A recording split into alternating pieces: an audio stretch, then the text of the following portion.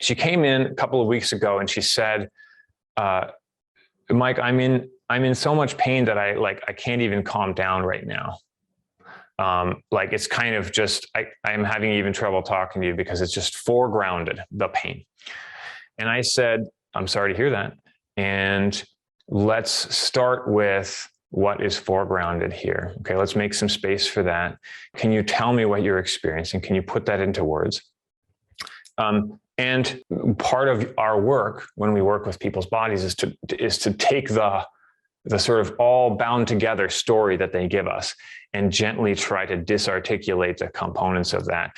And I said, here's what I'd like you to imagine. I'd like you to think about this region of discomfort you're feeling right at this moment. She had some like mid-abdominal discomfort. It was diffuse. It was icky. It had a nausea component. And I said, I want you to think about this discomfort and imagine it like a stone in a river. Okay, so as you breathe, I want you to give it lots of space to be there, but breathe around it. Let your breath be like water going around it. And as the water washes around it, letting it be there, allow the borders of that discomfort to become clearer, to become cleaner in a way. And then with each breath, maybe there's a process of erosion of that discomfort. Now, this often helps, but this patient of mine said to me, well, I'm having trouble because of my aphantasia. I said, oh, well, what's that? And she said, well, I can't picture images in my mind. I thought, okay, tell me what that means. She's like, well, if you tell me about a stone, it's like, there isn't like a stone in my mind. I can't see it.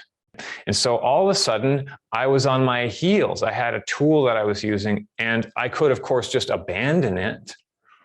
But in that moment was a challenge which faces all of us, whether we're working with ourselves or others, which is how to make something work for this nervous system, for this moment.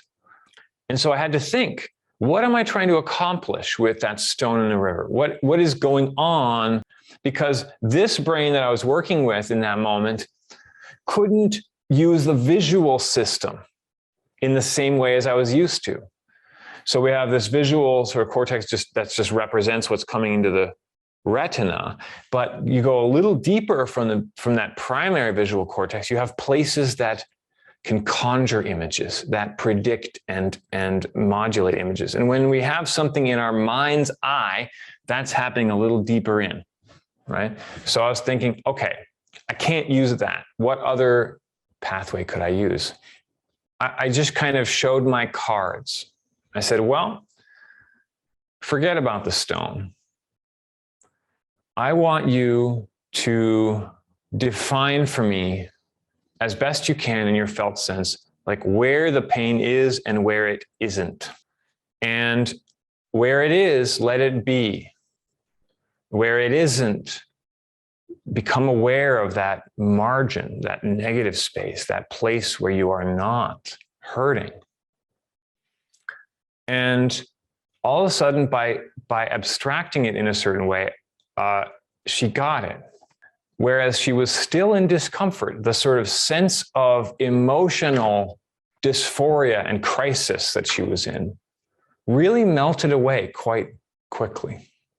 And so this was a moment where I had to think on my feet. And it's like, what are my maps doing? What are my body schema, whether it's a region of the body or a region of sensation or a whole body map, what is it doing that I'm trying to accomplish? If I had just stuck with the stone, I kind of would have been stuck with this patient.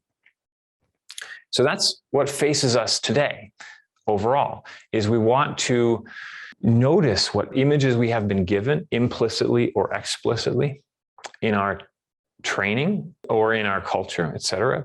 And we want to see what that is doing for us and what it might suggest for new imagery, new approaches in a way that actually lands with the people we're trying to help. Okay, so that's the goal for today.